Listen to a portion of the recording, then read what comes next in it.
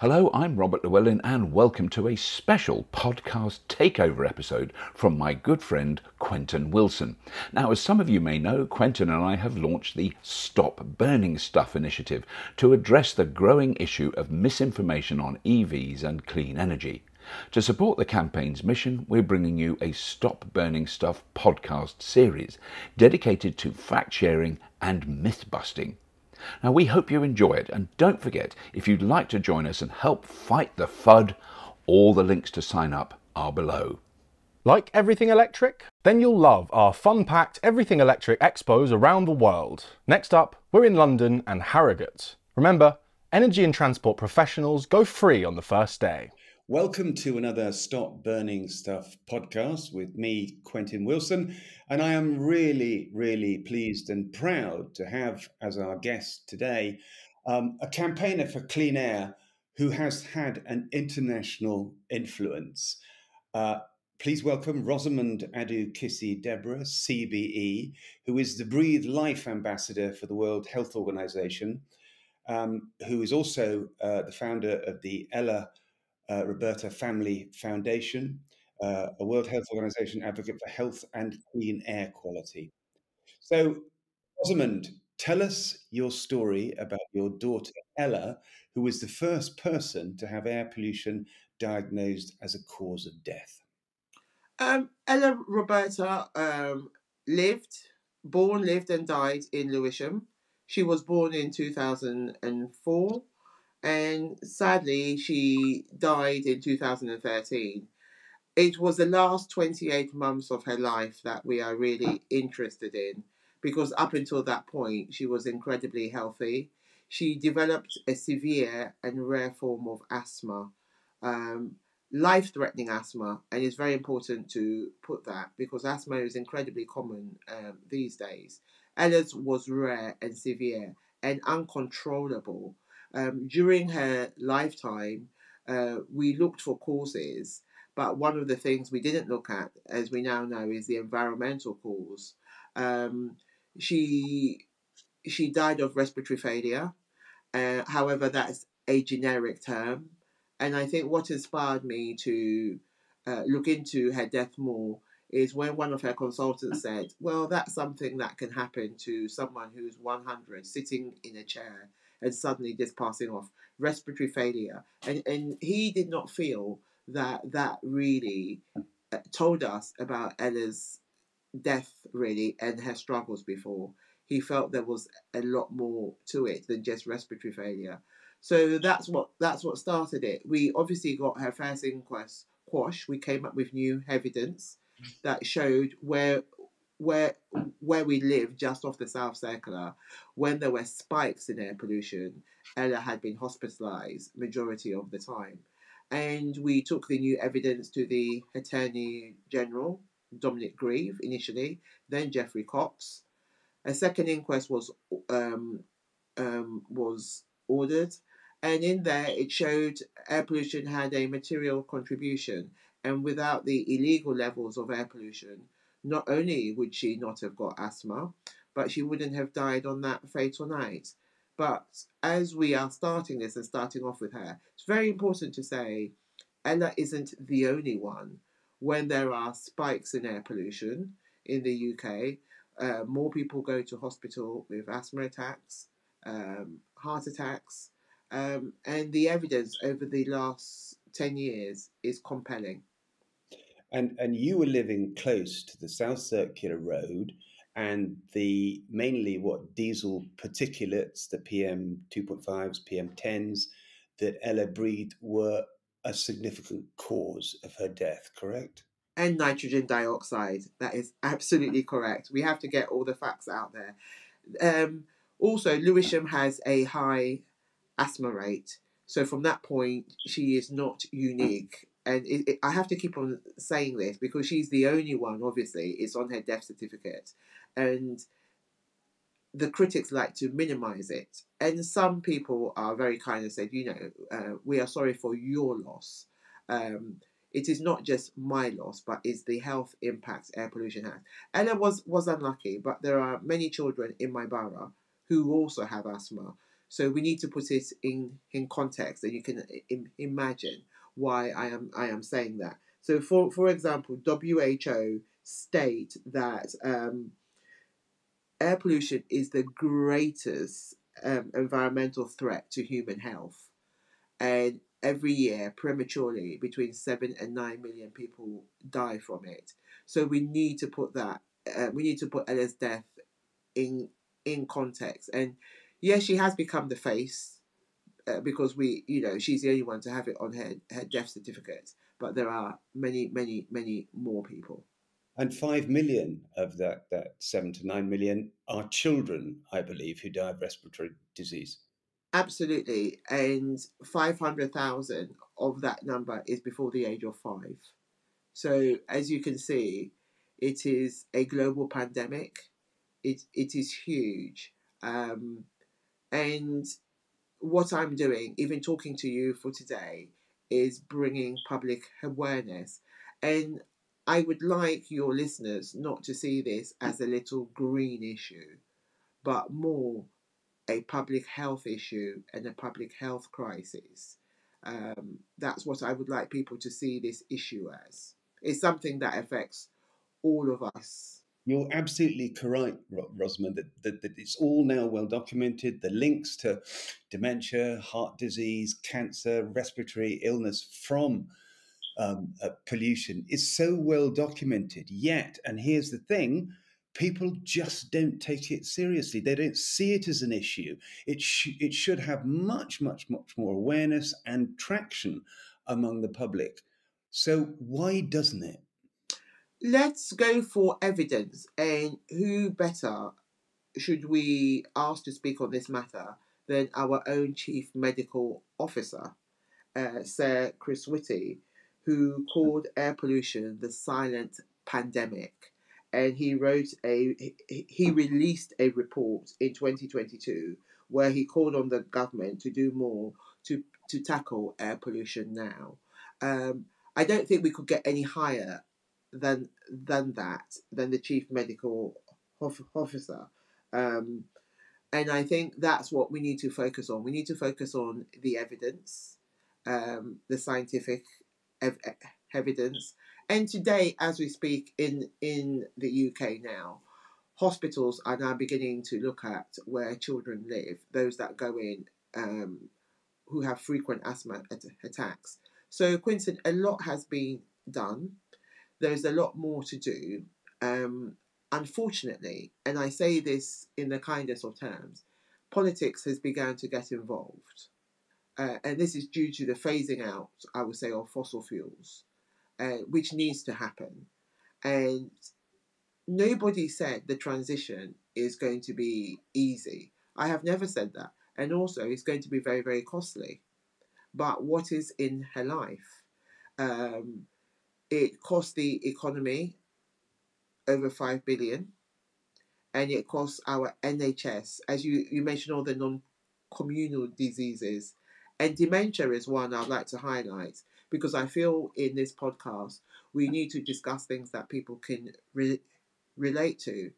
The particulate matter that you mentioned, more research and new research has shown it on the brains of patients. Very similar, it has been found in the placenta of pregnant women.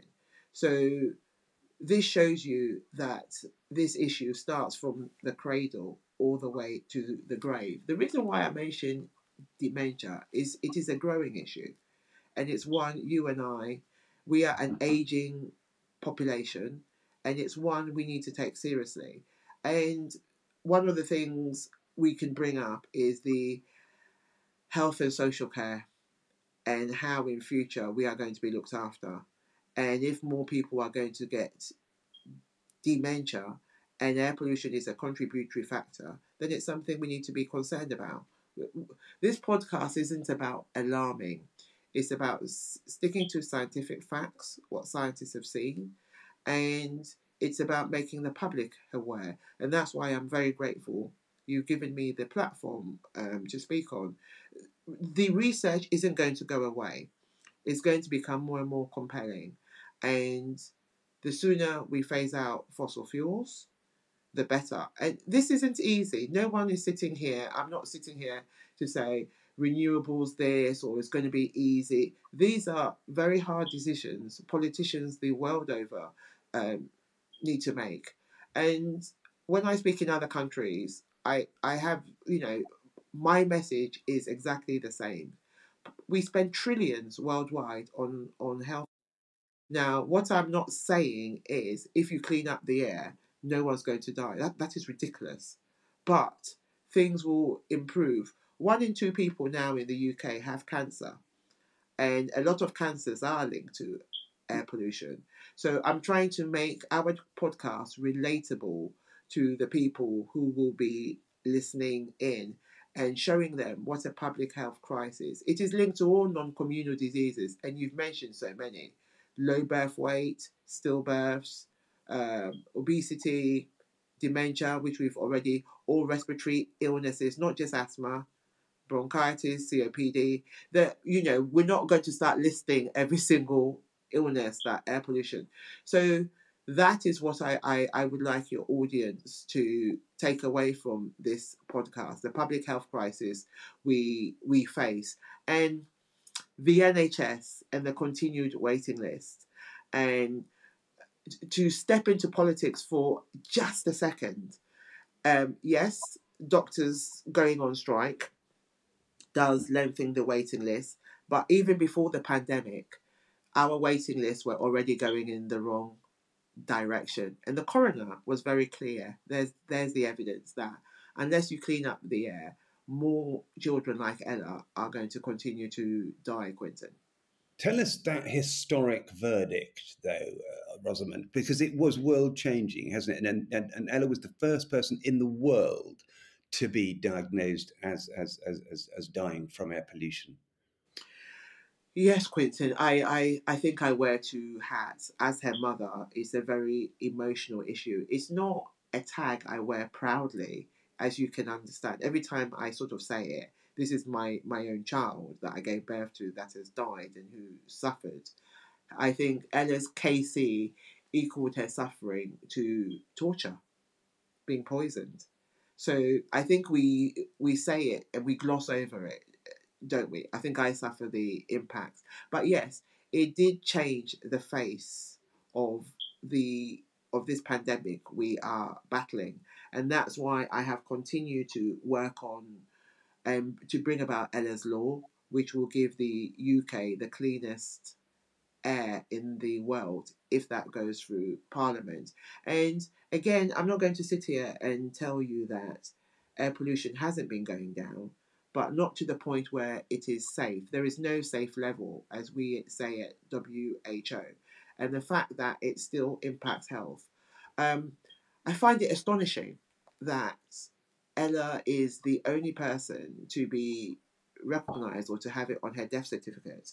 And what I would want the audience to do is to come to their own conclusions about that. It has been a battle. It continues to be a battle over this because the fight over Ella's case isn't over. And I just want people to sit there and think we have all this evidence about the damage air pollution does. Why isn't it taken seriously? Why isn't it on more death certificates? It's not up to me to answer those questions. People can come to their own conclusions. And it would be nice if a doctor, you have doctors listening in, and it would be nice if they can come in and answer those questions. I don't have the answers, but it was a world first, and we need to use that to educate the public, and I think bring an end to fossil fuels. I think when we look at what happened at COP28, we are heading. I think everyone now accepts it in some degree or another that fossil fuel burning is bad for us, and we need to not phase down. We need to phase it out. But what politicians need to do is, don't they? They need to get together and agree on this. And as this is called fully charged, electric vehicles are part of that solution. Um, yes, I have been picked up on it about brake wear, dust, and I am aware of that. but they are better than combustion engines. And there are other sources of air pollution, like wood burning, which is now the second highest one to produce PM 2.5, Quentin. So, yeah, I'm going to pause there, and I've probably answered quite a few of your questions that you probably wanted to ask, but I'm trying to make this a conversation rather than a Q&A sort of, between us. So I will pause there.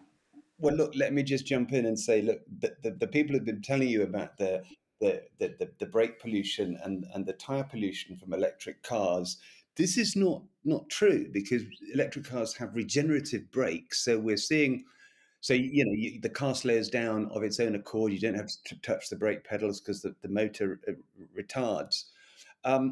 So the brake wear on an electric car is massively less than a combustion car. We've seen Teslas with the same brake pads at 300,000 miles. And then the tire pollution, again, is not proved. I talked to QuickFit the other day, and they're saying there's a very slight difference in tire wear between ICE and EV, but it's nothing of real statistical significance. So tell the people who counter you with those claims about electric cars that they're not true. And this is what we do on a daily basis, fighting against this misinformation, which, let's be honest, Rosamund, is partly coming from vested interests because of the disruption this is going to cause. So look, tell me what the thing that really, really saddens us all here is the fact that the government knows this. You've huge representations to them. They've supported you. They've honoured you. But they are pivoting away from an electrification strategy, from renewables, towards fossil fuels with the drilling licenses in the North Sea, the rolling back of the 2030 date to 2035.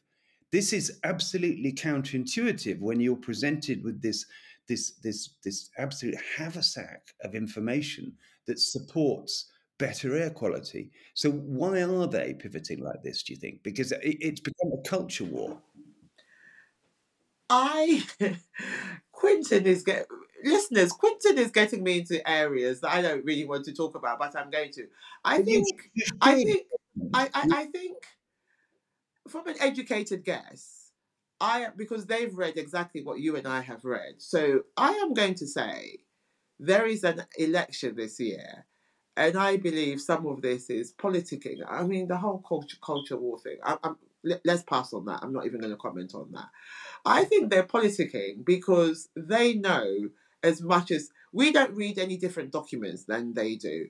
They have UK air quality champions who, one of them is Professor Sir Stephen Holgate, who is the main eyewitness in Ella's case. So that is what I can tell the public. I try and stay in my lane and focus on public health and educate or raise awareness rather of what I know about this topic. I am not after any headlines of, Ella's mother said. So I'm going to say that is what I see, because they read exactly what I read, and the conclusions are very, very, very clear. And they are advised on these issues. And I actually got a congratulations when I got my CBE in public health from someone in DEFRA. So someone high up, rather, in DEFRA. So I think we are on the same track there. And I think some of this is going to be a bit about politics. But to be very serious about this, for me, this is to do with the public's health. And we need to convince the public that the government know the same things we do. They know this is terrible for health. And the reason why I need to be careful is when you mentioned the whole thing about oil, I heard some experts once on BBC Newsnight saying that most of that isn't even coming to Britain anyway. It's going to go abroad. And you know how suddenly you just look at the TV and you go, really? So I have to admit, see, it is not my area of expertise. That's what I have heard, like you, that this oil they're drilling is not going to lower our electricity bills or gas bills. It is actually going to be exported abroad. So I did ask myself, why? what is this, another money making thing? But I have to admit, it is so overwhelming, isn't it, all this information, that I think I should just stick to what I know about and not speculate. Because but just to let people know that it sort of sounds as if you and I read different things to the government. No, they are well briefed and they know exactly what you and I know. And yes, they do know the health impacts of all this. I can understand why the public might feel that the governments are not aware, or we are reading different documents. No, we go, and I have worked quite closely with air quality ministers Rebecca Powell, Joe Churchill, and they all know they're probably briefed a lot more than I am on this topic. Look, I'm not saying we don't need to go slowly, and we need to bring the public along. That's a different conversation than briefing against what we are trying to we are trying to do. And the government need to help people to actually get there. That was one of my biggest pushes with Mayor Khan, that to support people to get a compliant car. And I have to say that word compliant very, very carefully. Not a brand new car, but a compliant car. That obviously we are in a cost of living crisis, and people's belts are very tight. And I think 96% of vehicles now in London are compliant. But as I speak to you now, I'm thinking about the 4% and what can still be done to help them to have compliant vehicles. But Quentin, I actually have to say, we are talking about vehicles quite a lot, and there are 38 million vehicles on the road. I think you and I also need to accept that some of these solutions are going to be public transport. And when I go into central London, I will say, thankfully, majority of Londoners do take public transport, because the roads are literally filled. There's 10 million of us in London, and we can't have everybody driving. And I met once the head of freight, who it is his responsibility to make sure that food gets into our shops for us to buy. And he was telling me what a hard job it is. Yes, people need to drive. People like that, people in healthcare sometimes need their vehicles, district nurses. But I would really like there to be more investments in public transport, and to leave the roads to those that need it, to make public transport cleaner, safer, cheaper. And that's the way for majority of us that can get around. We have to bear in mind the audience is also going out to people who don't live in the bubble of a city of London or towns. And, outside London, public transport is, Quentin, it is atrocious. And there needs to be more investment. Look, the people that write to me, they do want to transition. They do want better air, but they need help to get there. There is no point us sitting here talking about the underground, which is in London, and someone's out in the sticks, and their only way to get around is by a car. I have noticed then we sound very London centric, don't we, when we start talking? I think this is a UK wide thing. Air pollution isn't just in London; it is everywhere. So we need to bear the audience that are listening. But there needs to be more investments. Yes, we transition from combustion engines to electric vehicle, and even that people need support, because as you know, the prices of them are very high. But we need to be talking to the UK as a whole, and you and I can't sit here in a cost of living crisis and start talking about electric vehicles when majority can't afford them. I mean, look at the fallout of ULAs just to get compliant cars. Yes, some people that can, please do. There are people that can, but I don't think we are there with the majority. Are they filthy? Absolutely. People have gone to jail in Germany over the diesel crisis. But we need to transition. We need to have people along with us. And the government would do well to invest in this area, more charging points. You would know this more than me. You're going to probably tell me right now how far behind we are with electric charging points, because even I can't keep up with it. But more needs to be done, and we need to be honest with the public. This is sounding like the tobacco scandal of years ago, when we weren't told the harm it was doing, and doctors had to fight, and it took them apparently almost 40 years to get that. We can't have that again. They've rolled back on charging points and things. Investment needs to happen. Lots of people want to, don't they? I think that's my general census.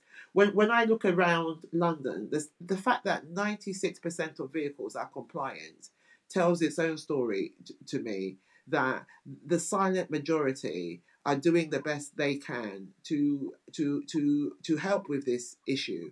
And the government, rather than being negative and creating what you call a culture war, I had to say that, I'm not getting involved, they will be well to support people who want to transition, Quentin. I don't know what you think about my idea on that one.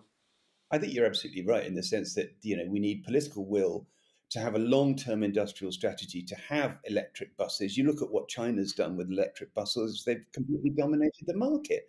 We took away the subsidies for electric car chargers and electric cars.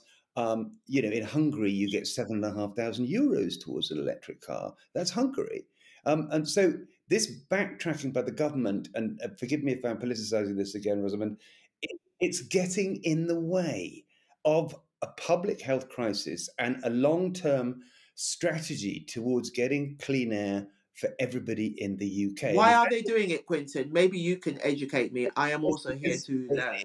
It goes back to my cultural war theory, and you've got left and right. Left likes electric cars and clean air, what's known as the green blob, and the right doesn't. They want to carry on driving their diesel pickups, and you'll take it out of my cold, dead hands. So that's been partly manufactured. I know you can't say this, but I will. Partly manufactured by the government because they're worried about their chances in the next election, as they should. So what we've got here, Rosamund, is a craven, shameless, I'm off on one now, aren't I? Craven, shameless attempt to divert attention away from one of this country's most pressing public health issues towards their jobs. And that is why I get so enraged about this, because it is so important that we clean the air in our towns and cities. And we have the technology now to do it. And we should have that long-term vision. And as you say, the bulk of right-headed people want to do this. The siren voices we hear, they're not representative of Britain.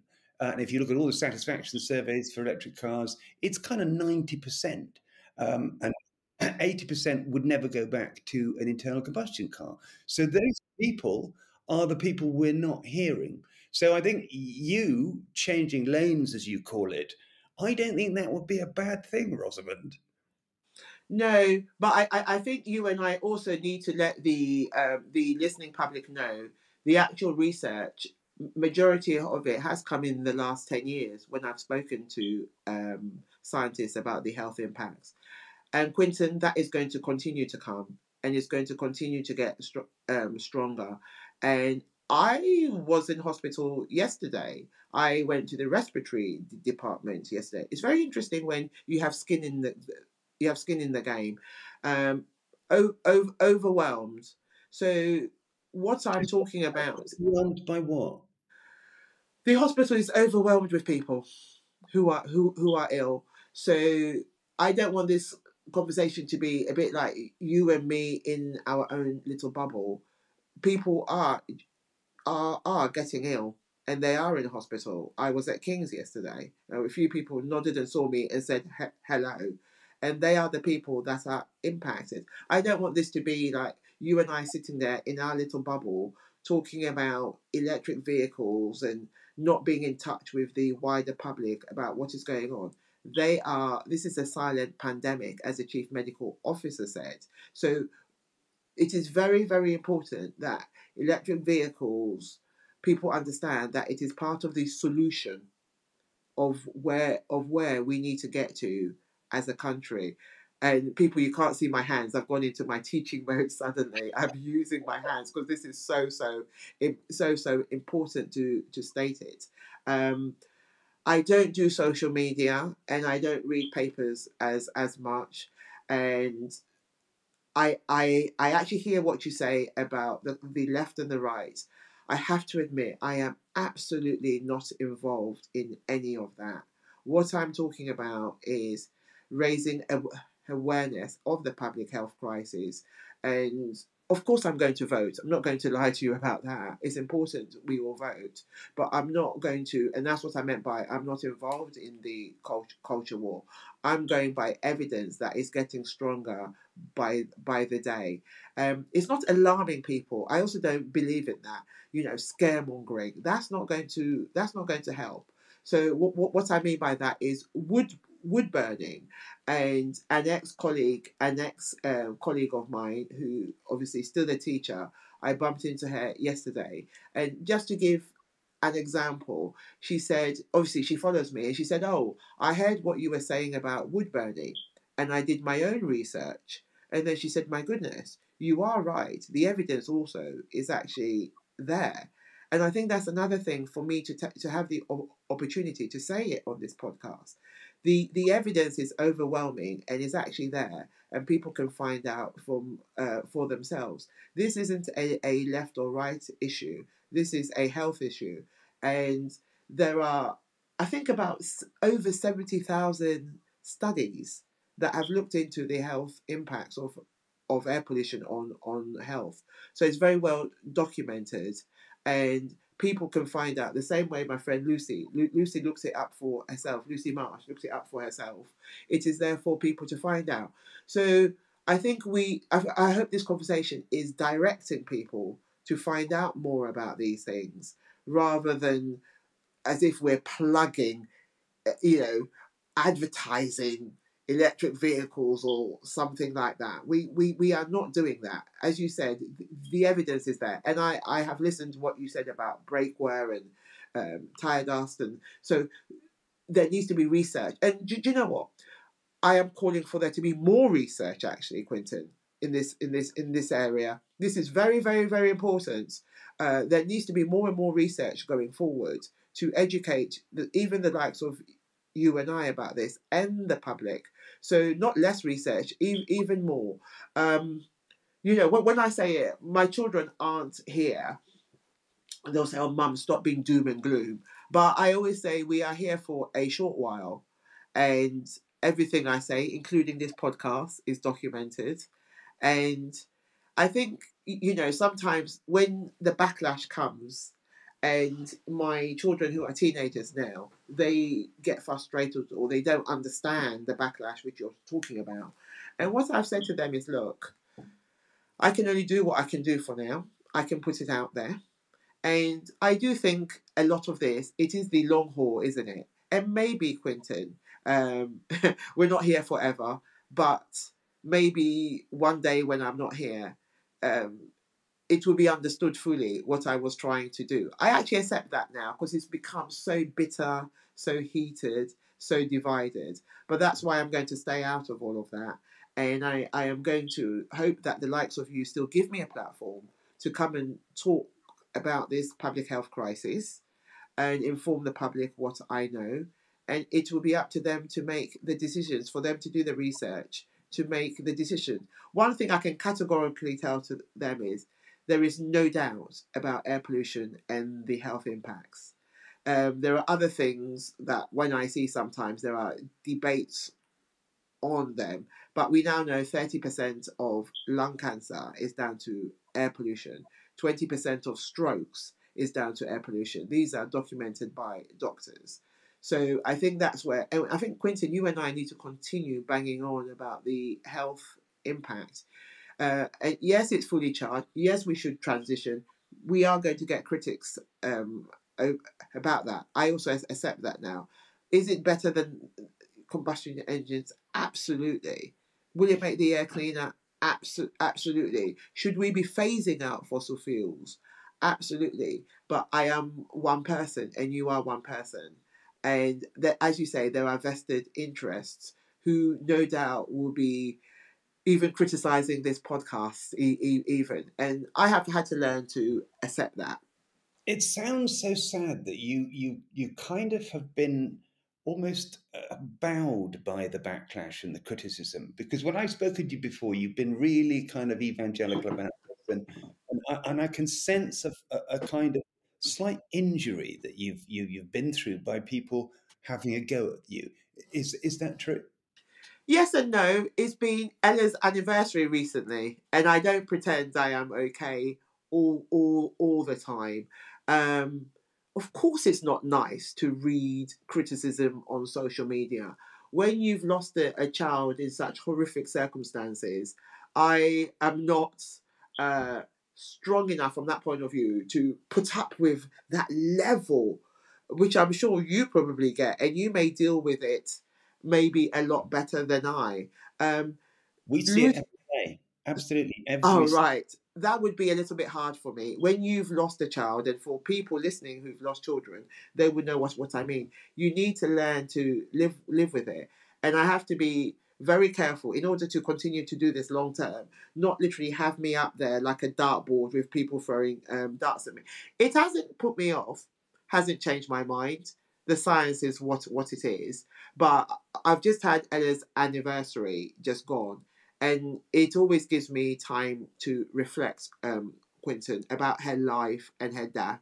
And I'm still a mother in deep grief because Ella's inquest only happened in December 2020. Yes, she died a long time ago, but we've been battling ever since. It definitely hasn't changed my mind, or I'm not frightened to say what I want to say, but I just don't want to be dragged into the whole culture war. It is not what I am about. I came from, an academic background. I was a teacher, and I'd rather stick to facts.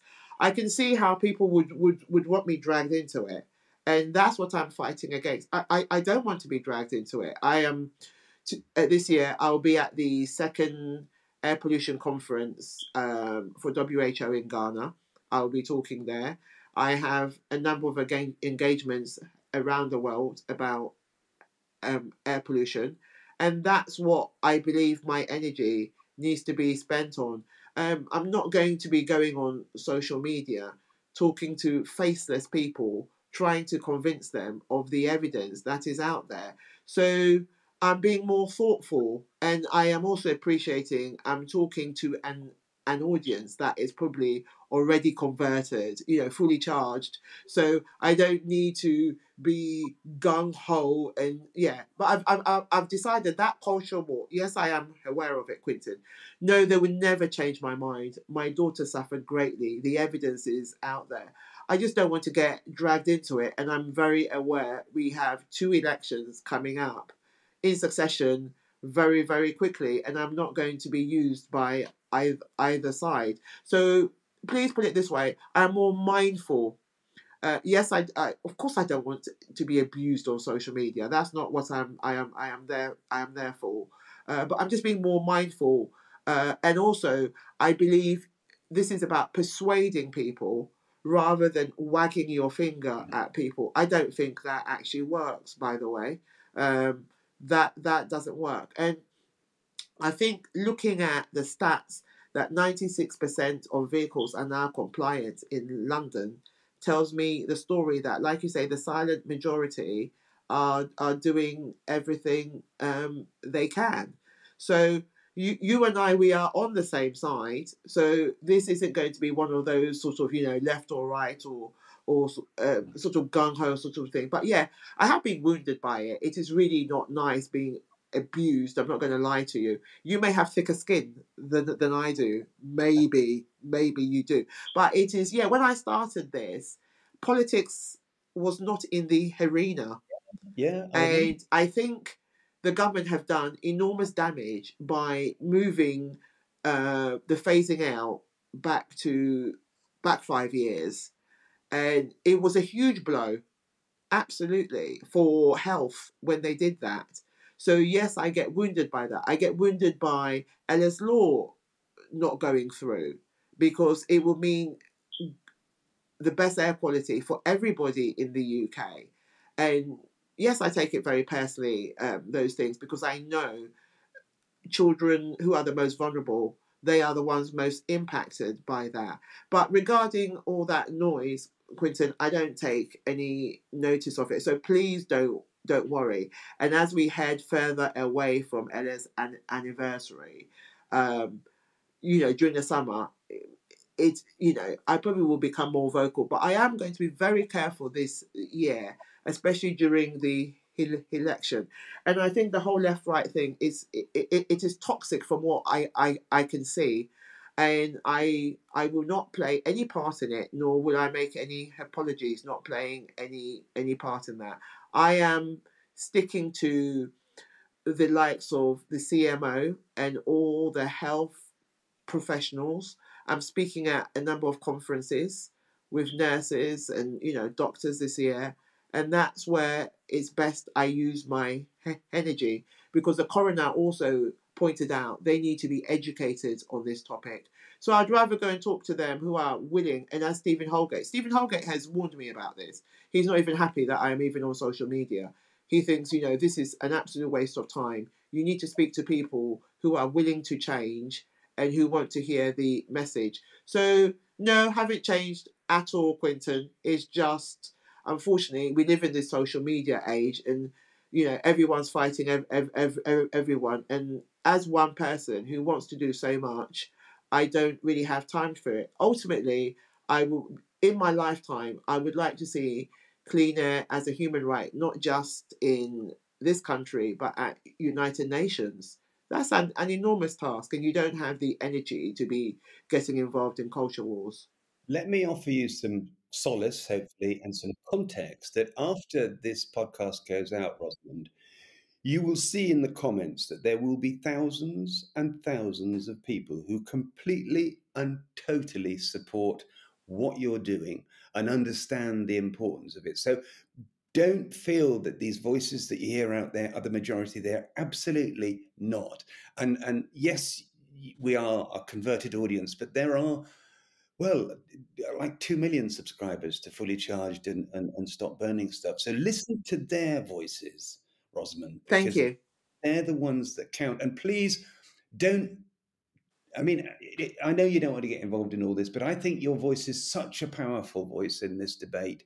And you have so much to say and so much experience and so much credibility and integrity that I don't want you to be muted in any way by these vicious, mischievous voices. So don't stop what you're doing, please. I can promise. That's the one thing I can promise you, that I am not going to. But I think we need to listen to the silent majority who, as you say, I'll be looking out for their comments after this. And 2 million, goodness me, you didn't tell me that before.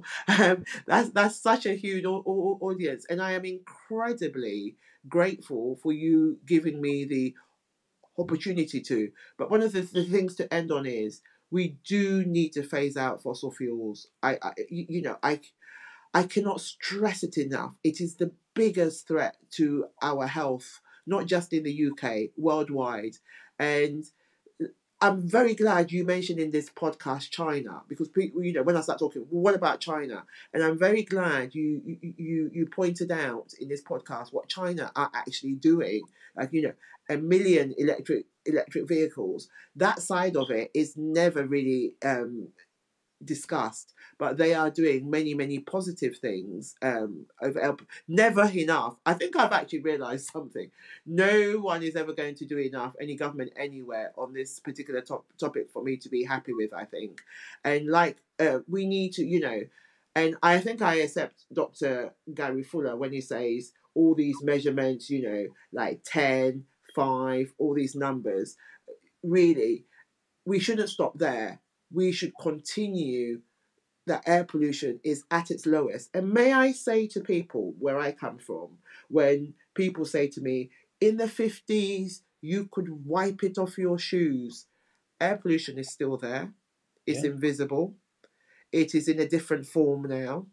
It is just as damaging to health. The difference is the Clean Air Act came in due to all the coal. Remember, in the 1950s, The only difference is now you can't see it. Yes, it is lower, and we're not about lying to people, but it's still there. PM 2.5, PM 10, nitrogen dioxide, all these have an impact on human health. And we started off by talking about the number of premature deaths every year worldwide with WHO, and I will repeat it again: 7 million.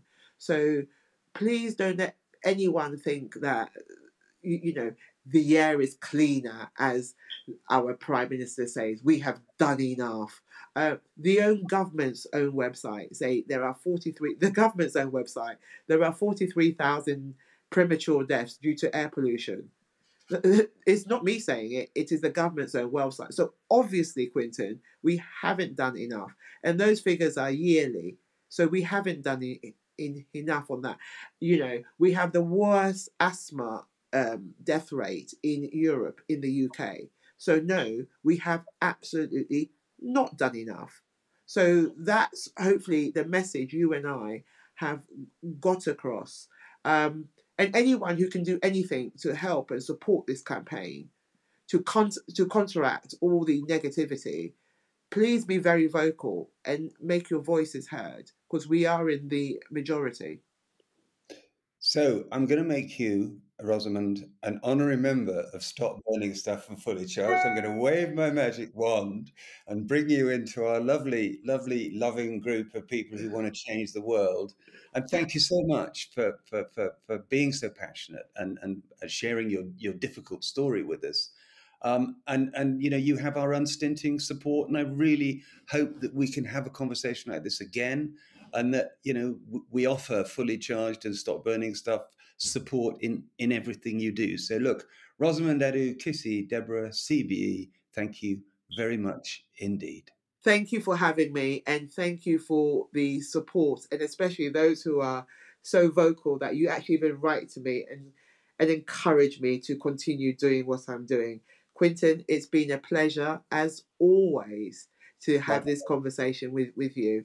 Thank you all. Thank you, Rosamund. Please support our Stop Burning Stuff Patreon and help us to tackle misinformation about electric vehicles and clean energy. Thank you, as always, for listening, particularly to Rosamund's deeply, deeply moving story. And just let's help make her feel better about her campaign by posting some comments that she can see. You'll find any links that we discussed in the show notes. And if you enjoyed this episode, please do subscribe or share with others. If you'd like to find out more about Stop Burning Stuff or help fund our fact-sharing mission, you can do so at patreon.com/stopburningstop. I'm Quentin Wilson. Thank you very much for listening.